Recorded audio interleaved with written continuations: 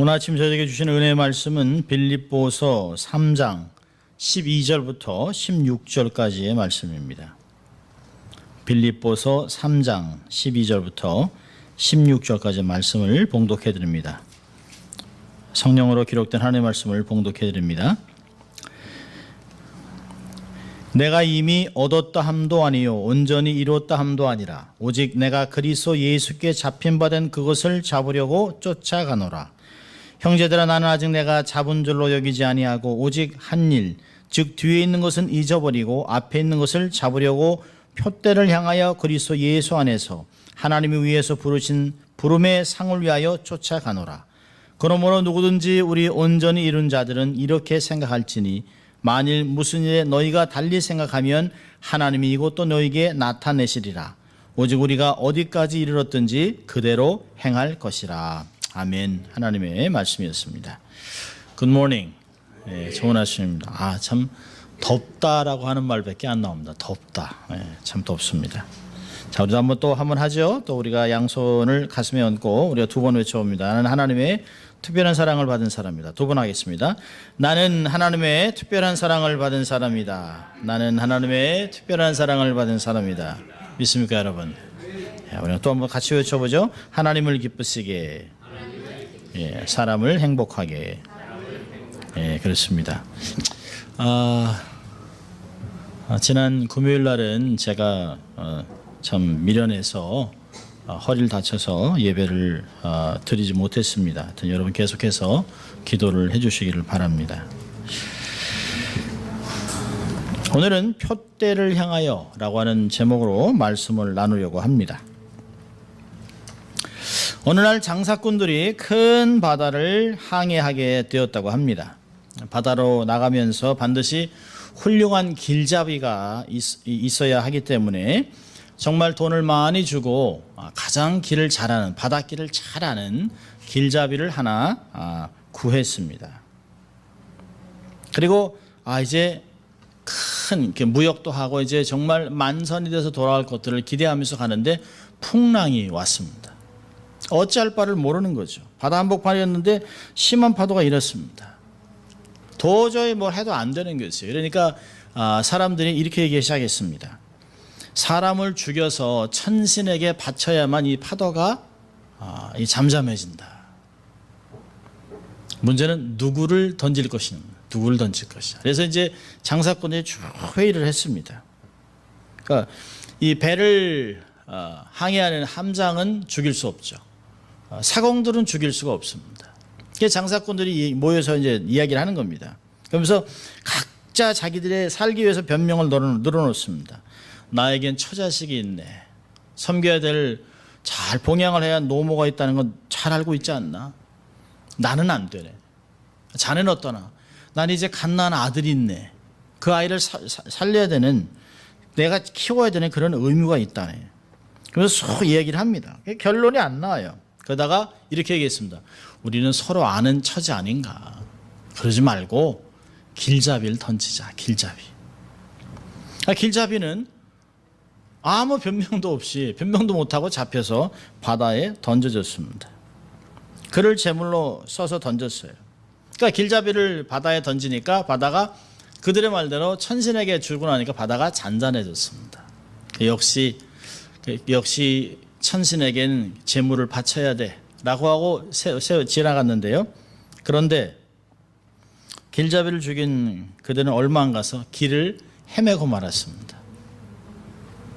그리고 결국에는 방황과 굶중으로 모두 죽고 말았다라고 하는 그런 재미있는 이야기를 읽은 적이 있습니다.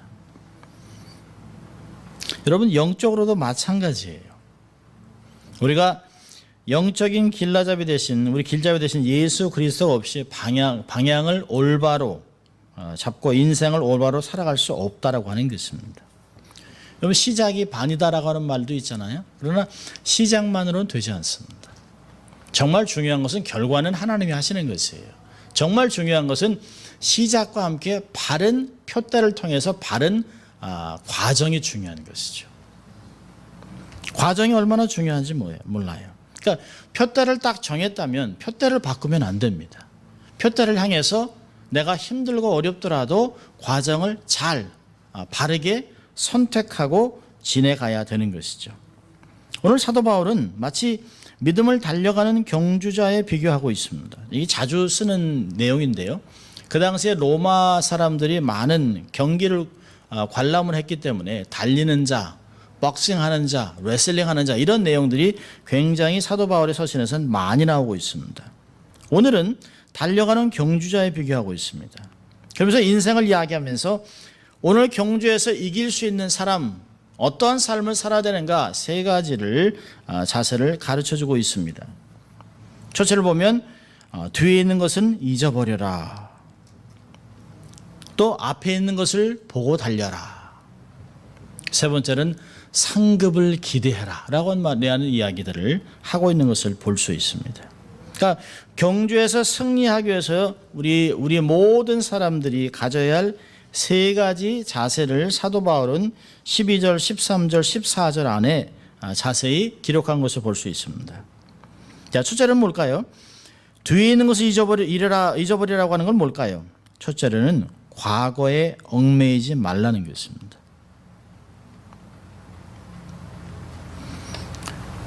사도 바울은 예수 믿기 전에 스데반을 죽이는데 가표를 던졌던 사람입니다. 교회를 잔해하는데 앞장섰던 사람입니다. 정말 은혜의 사슬에 붙잡혀 있잖아요. 사실은 다메섹 도상으로 가다가 예수님에게 덜컥 잡힌 사람입니다. 그리고 그 잡힌 것 때문에 이야, 하나님, 내가 생각했던 하나님, 다른 하나님, 사랑의 하나님, 민족을 위해, 열방을 위해, 구원을 위해서 예수 그리스도를 보내신 그분에게 새로 잡힌 것을 향해서 내가 정말 그 사로잡힌 주님을 더 온전히 알기 위해서 달려간다라고 하는 걸 고백하고 있습니다. 그렇지만 늘 사도 바울은 자기가 교회를 잔해하던 사람이었습니다. 내가 스데반을 죽였다라고 하는 마음에 얼마나 안타까움이 있겠습니까? 부끄러운 과거가 있어요. 여러분, 바울만 그런 것은 아니죠. 우리가 예수 믿는 사람이라고 하지만 예수님께 헌신하고 직분자로 살아가고 목사로, 선교사로, 장로로, 집사로, 권사로 삶을 살아가지만 완벽한 과거를 소유한 사람은 한 명도 없습니다. 옛말에 그런 말 있잖아요. 털어서 먼지 안 나는 사람이 없다. 완벽한 사람이 없어요. 어떤 사람들은 과거에 지은 죄 때문에 늘 고통스러워합니다. 그리고 늘 얘기하죠. 내가 그렇게 하지 않았어야 되는데요. 선택을 정말 잘못했습니다. 너무 미련했습니다. 나 바보 같았어요. 나 같은 사람이 어떻게 예수를 섬기겠습니까? 나 같은 사람이 어떻게 주의 일을 하겠습니까? 나 같은 인간이 어떻게 교회를 섬기겠습니까? 나는 안 돼요 라고 하는 사람들이 가끔 있습니다. 이야기를 들어보면 저도 이게 들으면서 어휴 대단했네요 라고 하는 이야기를 합니다. 어휴 어떻게 그렇게 사셨어요? 근데 그건 과거라는 것이죠. 사도 바울은 이야기합니다. 그렇지 않은 사람들이 없다는 것이에요. 과거에 실패에 묻혀 있으면 나갈 수가 없어요. 여러분, 과거의 시간은 다시 오지 않습니다. 지나간 것이에요. 이미 지나간 것입니다. 믿음의 사람들은 내가 이렇게 했어야 되는데, 내가 이렇게 하지 말았어야 되는데 라고 할 것이 아니라, 그럼에도 불구하고 내가 이제는 다음에는 최선을 다하겠습니다라고 고백하는 신앙이 필요한 것이죠. 그럼에도 불구하고, 내가 이렇게 완악함에도 불구하고, 내가 이렇게 하나님을 대적하고 삶을 살았음에도 불구하고, 내가 하나님을 섬기지 못하고 살았음에도 불구하고 이제는 내가 새롭게 하겠습니다 라고 하는 고백이 필요한 것이죠. 근데 사단은 늘 과거에 묶여서 옴짝달싹 못하게 만듭니다. 늘 우리를 고소하죠. 영원히 사라진 시간, 과거에 묶여서는 안 됩니다. 이런 과거에 묶이지 말아야 될 것이 또 하나가 있어요. 하나는 죄와 약점이라면 또 하나는 성공입니다. 내 자랑거리들이에요. 사도 바울이 얼마나 많은 일을 했습니까? 교회를 얼마나 많이 세웠습니까? 사도 바울이 성경을 얼마나 많이 썼습니까? 신약 27권 중에 적어도 13권을 기록했습니다. 최고의 명문가입니다. 공부를 이만큼 많이 한 사도가 없어요. 구약의 전문가입니다. 헬라어를 완벽하게 구사합니다. 많은 사람들이 세복음서에서요, 마태, 마가, 누가, 요한, 그 중에서 마태, 마가, 요한은 갈릴리 호수를 바다라고 얘기합니다. 왜요? 바다를 본 적이 없어요. 근데 누가는, 바울과 함께 있었던 누가는 바다를 봐서 대서양을 봤습니다. 지중해를 봤습니다. 그래서 갈릴리 호수라고 기억합니다. 엄청난 지식의 차이죠. 경험의 차이죠. 자랑할 것 같으면 내가 누구보다 열심을 낸 사도라고 얘기합니다. 그러나 그것이 다 하나님의 은혜였다라고 고백합니다. 여러분 삶 속에 그렇게 많은 것을 경험했음에도 불구하고 예수 그리스도를 발견한 것 때문에 모든 것을 배설물같이 여겼다라고 얘기하고 있습니다. 우리의 삶 속에 과거는 중요하죠. 과거가 없었다면 내가 있습니까? 과거의 경험, 체험, 이룩한 것들 귀중하지 않은 것이 없어요. 옛날의 만남 다 중요한 것이에요. 그런데 여기서 우리가 중요한 것은 이전에 있었던 모든 것들은 에베네셀, 하나님이 함께 하시고 임만에 하셨기 때문에 가능했다는 것이에요. 이제까지 하나님이 내게 주셨기 때문에 여기까지 온 것입니다. 내 힘으로 온 것이 아니에요. 내가 실족하고 넘어질 때도 하나님이 거기 계셨어요. 하나님이 일으키셨어요. 내가 승리하고 성공할 때도 하나님이 도와주셨기 때문에 가능한 것입니다. 우리의 삶 속에 늘 고백될 것은 하나님이 함께 하셨다. 하나님이 나와 함께 하셨기 때문에 하나님께 감사할 것, 하나님께만 영광을 돌리다라고 하는 자세가 없다면 우리의 삶에는 후회와 자랑, 또 우리의 삶에서 열등감과 우월의식으로 우리의 삶이 좌충우돌할 것이에요. 사도 바울은 얘기합니다. 내가 이미 얻었다 함도 아니요 온전히 이뤘다 함도 아니라는 것이에요. 묶이지 않습니다. 내가 이런 사람이었다, 내가 이런 일을 했다, 그렇게 이야기하지 않습니다. 감사가 있기 때문에 내 삶에서 앞으로 전진할 수 있는 것이에요. 과거는 과거. 100% 자유로울 수 있는 사람은 없습니다. 과거로부터. 그러나 과거는 과거일 뿐이에요. 과거에 묶여서는 앞으로 전진할 수가 없어요. 그래서 사도 바울은 고린도후서 5장 17절에 이야기합니다. 그런즉 누구든지 그리스도 안에 있으면 새로운 피조물이라 이전 것은 지나갔으니 보라 새 것이 되었도다. 여러분 사도 바울이 신약에서만 이야기하는 것이 아니에요. 여러분 이사야 한번 가볼까요? 이사야 43장.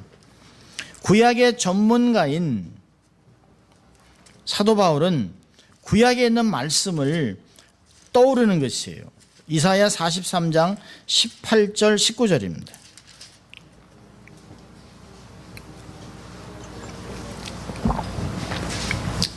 같이 읽습니다. 이사야 43장 18절 19절.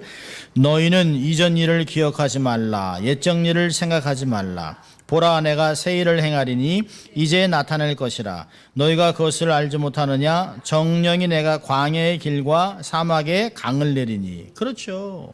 결국에 20절 21절도 보면 장차 들짐승 곧 실랑과 및 타조도 나를 존경할 것은 내가 광야의 물들을 사막의 강들을 내어 내 백성 나의 택한 자로 마시게 할 것이므로 이 백성은 내가 나를 위하여 지었나니 나의 찬송을 부르게 하려 함이니라. 과거에 묶여있던 자들, 정말 우리는 죄 가운데 있으면서 하나님의 영광을 위해 삶을 살아갈 수 없다라고 하는 사람들에게 과거는 기억하지 말아라. 이미 지났다. 새 일을 시작하신 하나님과 함께 하나님을 영화롭게 하나님을 찬송하는 자가 되자라고 얘기하지 않습니까? 요한복음에서도 그래서 하나님은 예배자를 찾는다고 요한복음 4장에서 말씀하시는 것이에요. 이전 것을 기억하지 마십시오. 이전 것에 묶이지 마세요. 과거에 묶여서는 아무것도 할 수 없습니다. 과거를 들추는 자는 사단의 앞잡이밖에 없어요. 여러분 우리의 자녀도 과거를 들춰서 명랑하게 살기를 바라면 안 돼요. 과거는 묻어두는 것입니다. 하나님도 과거를 들추지 않는데 우리가 스스로 과거를 밝힐 필요가 없어요. 사도 바울은 얘기합니다. 승리하고 표대를 향해 가는 삶은 첫째로 과거에 얽매이지 말라라고 하는 것입니다. 두 번째는 뭘까요? 미래지향적으로 살아가라는 것이에요. 앞의 것을 잡기 위해 이 뒤의 것을 잊어버렸잖아요. 그러나 무작정 앞으로 가는 것이 아닙니다. 반드시 표대가 있어야 합니다. 인생은 그냥 가는 것이 아니에요. 그냥 아무 돛대도 없는 그런 작은 배가 아닙니다. 인생은 무엇인가로 이루어가는 것이에요. 항상 성도는 내 삶 안에 하나님을 위해 이런 것을 하겠다, 이런 것을 해야 되겠다, 이런 것을 하고 있는 그런 삶이 되어야 합니다. 그리고 늘 자기의 삶에서 그것을 계획하고 그려나가야 돼요. 정확한 표대가 없다면 인생은 경주하기가 어렵습니다. 재밌는 얘기가 있어요. 세계올림픽에서 금메달을 딴 황영조 선수. 대단하죠. 연습할 때마다 얼마나 힘드는지 달리다가 호수에 빠져 죽고 싶은 충동이 생긴답니다. 한 22마일 정도 뛰면 그때는 더 이상 뛰고 싶지 않대요. 막. 그럼 어떤 사람들은 막 가서 몸을 벽에다 부딪히고 싶다고 막 이야기를 합니다. 그리고 다 한두 번이 아닌데요. 26마일이야 되는 다 그 먼 거리를 다 달려서 좀 쉬고 싶은데 코치가 계속 운동을 시킵니다. 황영조가 그랬어요. 정말 총으로 쏴주고 싶다. 근데 그때 코치가 경상도 분인데 빙그레 웃으면서 늘 동일하게 이렇게 얘기했답니다. 영조야, 네 힘드나? 니는 안 보이지? 나는 보이는데. 네 올림픽 스타디움에서 내가 1등으로 들어온 모습과 금메달을 맞는 거 나는 보인대. 그 말을 듣고 나면 이를 악물고 그래 하자고 뛰었다는 거죠.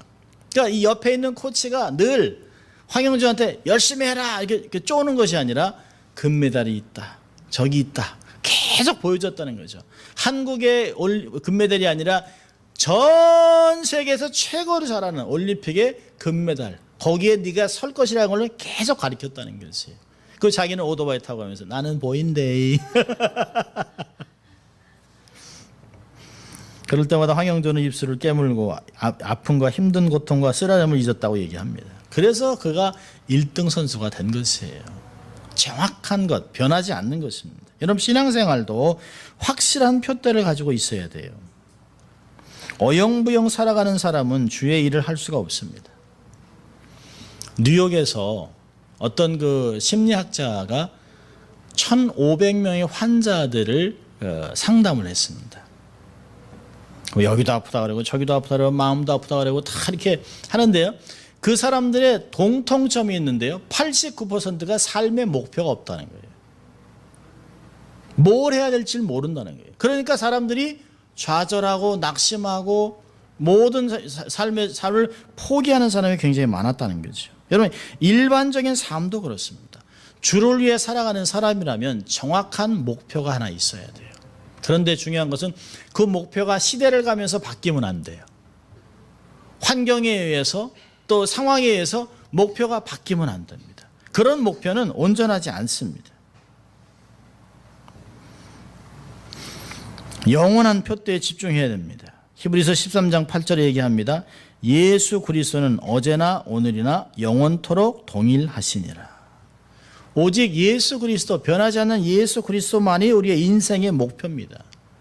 그래서 사도 바울은 내가 예수 그리스도를 본받는 것 같이 너희들은 나를 본받는 자가 되라고 이야기하고 있습니다. 17절에도 우리가 읽지 않았습니다만 오늘 본문에 빌립보서 3장 17절 보면 우리가 다음 주에 볼 텐데요. 형제들아 너희는 나와 함께 나를 본받으라. 그리고 에베소서는 내가 그리스도를 본받는 것 같이 너희들은 나를 본받으라라고 얘기하고 있습니다. 사도 바울이 본받고자 했던 한 분, 영원히 변함이 없어요. 어제나 오늘이나 영원토록 동일하게 사도 바울에게 소명을 주고 그 소명을 감당할 수 있도록 힘을 주고 격려하고 이끌어주고 인도했던, 지혜를 주시고 말씀을 주고 능력을 베풀어줬던 그 예수 그리스도, 그분에게 목표에, 자기의 삶의 목표로 맞춰놨다는 것이죠. 여러분 다른 모든 것들은 목표를 위해 필요한 것들이에요. 그냥 도구일 뿐입니다. 목표에 이루는 것에 힘들게 한다면 가차없이 잘라버려야 됩니다. 가차없이 버려야 합니다. 앞으로 전진하기 위해서, 위로 전진하기 위해서 우리의 삶에 필요 없는 것들은 다 버릴 필요가 있습니다. 미래지향적인 목표를 설정해야 됩니다. 자, 세 번째는 뭘까요? 세 번째는 14절에 보니까 부르신 상급을 위해 쫓아간다. 영원한 상급을 기대해야 됩니다. 여러분 시합을 하는데 상급을 바라보지 않는다는 건 거짓말입니다. 상급을 바라보지 않는 사람처럼 최선을 다할 사람이 없습니다. 상급을 바라보기 때문에 여러분 이번에 올림픽 이제 얼마 안 남았잖아요. 며칠 안 남았습니다. 브라질 올림픽.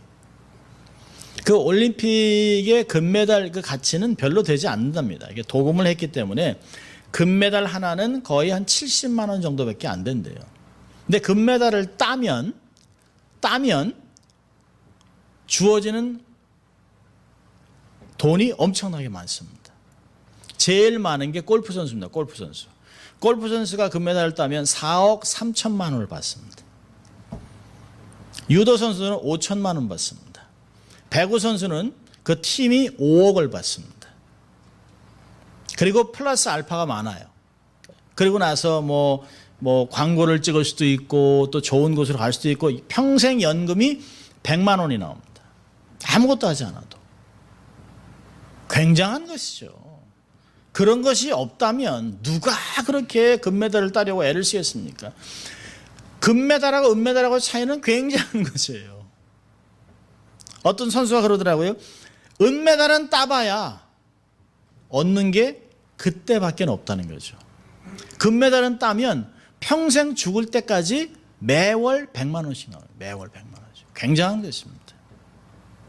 여러분 세상에서도 이런 상급을 기대하고 최선을 다하고 뛰지 않습니까?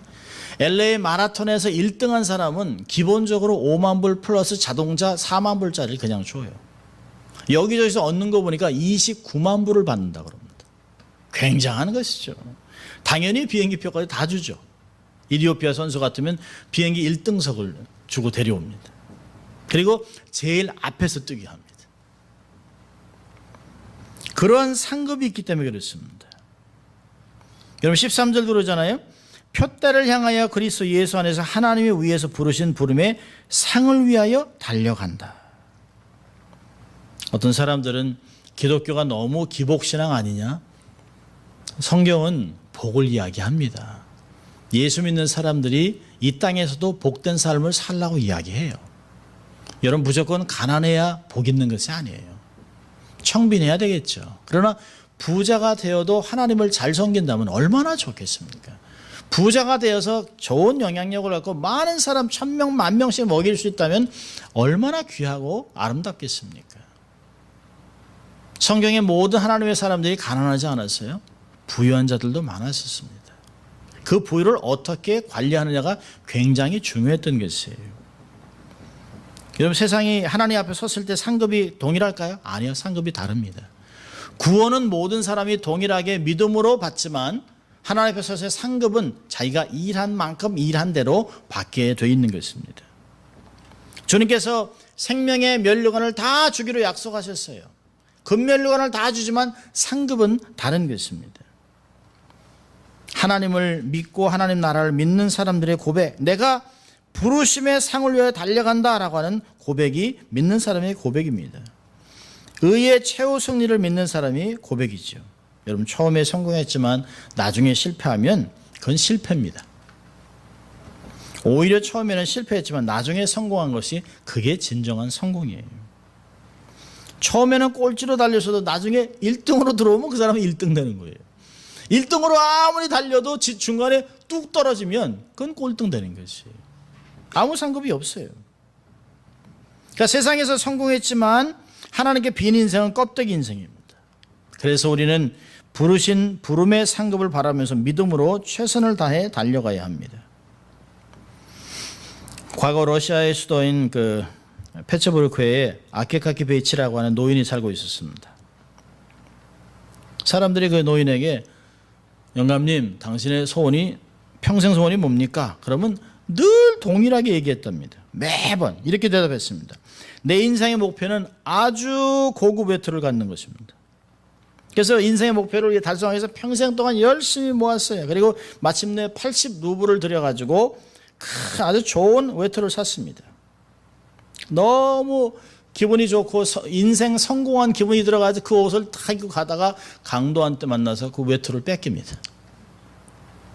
그리고 집에 들어와서는 외투를 뺏긴 것보다 더 안타까운 것은 평생 일한 인생의 목표를 잃어버린 것이. 행복을 강탈당했습니다. 그래서 너무 좌절의 늪에 빠져 속상하다가 결국은 시름시름 앓다가 죽습니다. 이야기는 니콜라이 고골이라고 하는 사람이 쓴 단편소설 외투라고 하는 소설에서 나온 이야기입니다.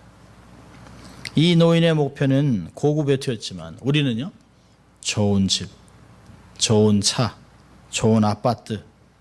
요즘 최근에 버질에 있는 아파트 보니까 맨 위에, 유가하고 버질에 있는 그 아파트 보니까 맨 위에 펜트하우스가 한 달에 14,000불 렌트비가 뭐 어떤 집이길래. 원베드룸이 3,400불.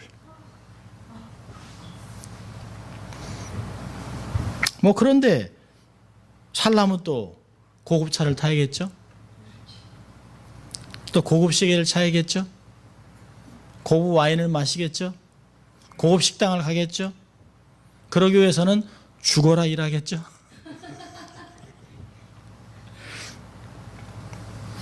여러분, 사회의 높은 자리, 고급 자동차, 좋은 아파트, 이거에 행복이 있냐는 것을 찾는 사람이 너무 많아요. 그렇지만 우리가 잘 아는 대로 에릭 프롬이라는 신맥자 이렇게 얘기했습니다. 소유의 행복이 없다. 행복은 존재에 있다. 살아있는 게 행복한 것입니다. 소유가 결코 우리에게 행복을 가져주지 못하는데도 우리는 계속 속고 사는 것이에요. 우리가 세상의 것을 상으로 생각하고 살아가면 어리석은 사람들입니다. 세상의 것들을 가지고 막 살아갔는데 한번 폭풍이 확 부니까 없어져요. 주위에 요즘 아침마다 일어나면 뉴스에서 산불, 구테타, 독일에서는 기차에서 도끼로 4명을 죽이고, 또 뮌헨에서는 갑자기 나타나서 8명을 총으로 쏴 죽이고, 뭐 이런 일이 막 벌떼같이 일어나고 있습니다. 그런 걸 보면서 안전한 곳을 찾는 게 아니에요. 주님, 마지막 때가 왔는데 내가 주를 위해서 어떻게 살아야 되겠습니까? 라고 생각하는 거죠. 자기의 삶을 자꾸 돌아보는 것입니다. 주님, 내가 이 세상을 내려놓고 하나님의 상급이 어떤 것이 있는지, 내 삶을 어떻게 투자해야 될지 주님 가르쳐 주십시오라고 하는 것이 지혜의 삶입니다. 지진과 폭풍이 불면 사라지는 것, 잃어버릴 것, 그런 거에 상급으로 바라보는 사람은 어리석습니다. 여러분, 우리가 받을 상급은 사람이 주는 것이 아니에요. 정부가 주는 것이 아닙니다. 하나님이 주시는 것이에요. 우리가 잘 아는 디모데후서 4장 7절과 8절에 이런 말이 있습니다.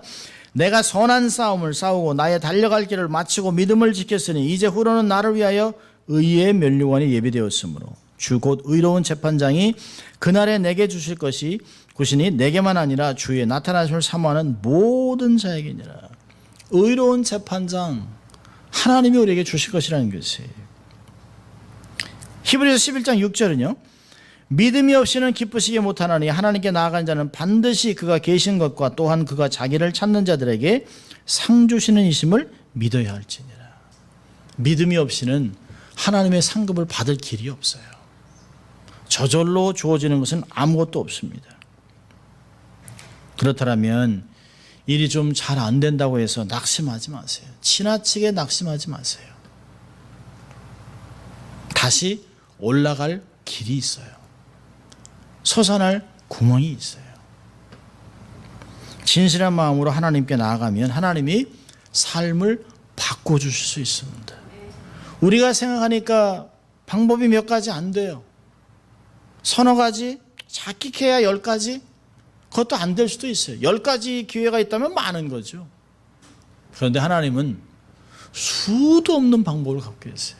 내가 알 수도 없는 방법들을 가지고 하나님이 말씀하시죠. 너는 내게 구하라. 내가 알지 못하는 것을 내가 알려줄게. 하나님 말씀하시잖아요. 하나님은 당신에게 진실한 믿음으로 나오는 사람에게 상 주시기를 기뻐하세요. 멸망받고 다 죽을 것 같은 이스라엘 민족도, 하나님께 그렇게 반역하는 이스라엘 사람들도 모세가 기도하면서 그를 하나님이 용서해 주시잖아요. 풀어주시잖아요. 정말 병들어 죽을 뻔한 히스기야도 하나님이 살려주시잖아요. 15년이나 살려서 그 다음 때에 왕대가 이어지게 하고 있는 것을 볼 수 있습니다. 하나님은 결코 우리를 때리는, 우리를 병들게 하는, 우리를 죽이는 그런 하나님이 아닙니다. 살리고 회복하고 치유하고 복되게 해서 이 땅에서 빛과 소금의 거를 감당하는, 누구보다 앞서가고 누구보다 위에 가서 많은 사람에게 거룩한 영향력을 주며 살아가기를 바라는 것이 하나님의 마음입니다. 그것이 우리의 부모의 마음 아니겠습니까? 남들은 어리석다고 얘기하고 아이고 라고 손가락질 하지만 그래도 부모들은 자식을 향한 비전이 있습니다. 자식을 향한 꿈이 있어요. 그게 하나님의 마음입니다. 결국은 합력하여 다 선을 이루실 하나님을 기대하는 것입니다. 여러분 다 해바라기 아시잖아요. 해바라기. 해를 바라보고 있기 때문에 해바라기라고 하지 않습니까? 옛날 인도 왕이 중죄를 지은 사형수에게 이렇게 명령을 냈습니다. 내가 기름이 가득 담긴 이 그릇을 가지고 한 방울도 흘리지 않고 온 성을 한 바퀴 돌고 오면 내 생명을 살려주겠다. 그러자 이 죄수는 온 정신을 다해서 기름 한 방울도 떨어지지 않기 위해서 거기에 온 정신을 돌고 성을 돌았습니다. 뒤에 병사들은 한 방울이라도 떨어뜨리면 잡아갈 준비를 하고 있습니다. 결국은 다 돌아왔습니다. 왕이 정말 죄수가 기름을 한 방울도 떨어지지 않는가를 물어봤습니다. 내가 정말로 한 방울도 떨어지지 아니하였느냐? 옆에 있는 군인들한테 물어봤어요. 군인도 네 그렇습니다. 한 방울도 떨어지지 않았습니다. 죄수에게 물어봤어요. 한 방울 떨어지지 않느냐? 한 방울 떨어지지 않았습니다. 내가 성을 돌면서 무엇을 보았느냐? 그러니까 죄수가 얘기합니다. 저는 이 기름 그리에서 한 방울도 떨어지지 않기 위해서 주위에 있는 것 아무것도 보지 못하고 이것만 신경 쓰고 돌았습니다. 그래서 왕은 내 생명이 이 글에서 달려있는데 어떻게 한눈을 팔 수 있겠습니까? 라고 하는 그 죄인에게 성실함을 보고 풀어줬다고 얘기합니다. 만약에 기름을 갖고 이렇게 가다가 주위에서 뭐 예쁜 여자가 지나가거나 아니면 뭐 이렇게 파티가 있거나 이렇게 해서 갔다가 한 방울 흘리면 죽는 것이에요. 여러분 신앙생활이 그런 것이에요. 우리의 신앙생활이. 표대를 향해 놓고 좌로나 우로나 치우치지 않고 한눈을 팔면 안 돼요. 여러분 이 기름 그릇이라는 게 얼만큼 이렇게 기울여야 기름이 쏟아집니까? 얼만큼 기울여야? 0.01 정도만 기울면 쏟아집니다. 많이도 아니에요. 물이 흐르는 것도요. 조금만 기울여도 물은 흐르집니다. 그 금이나 은이나 재는 그 이렇게 저울 있잖아요. 저울 똑같이 놓고 거기다가 조그만 휴지 하나만 올려놔도 이렇게 합니다. 우리의 마음을 어떻게 관리하느냐 너무너무 중요한 것입니다. 주만 바라보고 좌로나 우로나 치우치 말고 표대를 향해 가야 합니다. 우리의 삶은 정말 광야길 같아요. 조금만 흔들리면 길에 있는 작은 돌에 걸려서 넘어질 수도 있습니다. 또 세상에 있는 재미 때문에 우리의 마음이 흔들릴 수도 있어요. 마음을 빼앗기지 마십시오. 좌로나 우로나 치우치지 마세요. 하나에만 포커스를 맞추고 생명을 거세요. 그런 사람에게 하나님이 생명의 상급을 주시는 것을 볼 수 있습니다. 성경이라는 그릇만 바라보세요. 성경이라는 그릇. 쏟아지지 않게 거기에만 마음을 두세요. 그리고 오직 주만 바라보는 주바라기가 되십시오. 자신이 목표한 일, 더 나아가 그리스도인의 목표대인 하나님 나라의 확장에 초점을 맞추고 육신의 정욕, 안목의 정욕, 이생의 자랑이라는 유혹의 손짓에 딱 손을 내려놓고 달려가야만 참된 성공적인 삶을 살아갈 수 있습니다. 사도 바울은 그 당시에 있는 빌립보 사람들 외에도 지금을 살아가는 또 앞으로 살아가는 믿음의 사람들에게 성공적인 삶은 어떤 것인가를 이야기하고 있습니다. 이제까지 지나간 것은 다 과거인 것입니다. 과거의 어떤 것, 여러분이 연약한 것이나 죄나 부끄러운 것에 묶이지 마세요. 여러분이 정말 자랑할 만한 것, 그것 가지고 교만하지 마세요. 과거에 묶이지 마세요. 미래지향적인 것을 계속 바라보고 표대를 정하세요. 그리고 그 표대를 향해 달려가면 피니시 라인에 가면 결승골에 닿으면 반드시 상급이 있다는 것을 잊지 마십시오. 하나님은 우리의 삶을 거저두게 하는 것이 아니에요. 우리의 삶에 수고가 있다라고 이야기하고 있습니다. 자, 고린도전서 15장 58절 제가 읽어드립니다. 고린도전서 15장 58절인데요. 사도 바울이 이렇게 우리에게 얘기합니다. 그러므로 내 사랑하는 형제들아 견고하며 흔들리지 말며 항상 주의 일에 더욱 힘쓰는 자들이 되라. 이는 너의 수고가 주 안에서 헛되지 않은 줄을 알미니라. 절대로 헛되지 않습니다. 주를 위해 수고한 것 하나님이 다 갚아주실 것이에요. 다 기억합니다. 최선을 다하고 주를 섬기십시오. 그러면 하나님이 주시는 상급을 받을 수 있습니다. 풍성한 상급을 받는 여러분 될 수 있기를 주의 이름으로 축원합니다. 기도하겠습니다. 하나님 아버지 감사합니다. 오늘도 주의 말씀을 가지고 저희들을 권면하시고 예수 그리스도를 표대로 삼고 최선을 다해 삶을 살아갈 때 하나님 주시는 상급을 기대하게 하신 것 감사합니다. 그 상급으로 우리의 삶도 부유하지만 많은 사람도 부유케 하는 귀한 삶을 살아갈 수 있도록 하나님 축복하여 주시옵소서. 감사하고 예수님 이름으로 기도합니다. 아멘. 우리 함께 일어나서 봉헌하도록 하겠습니다.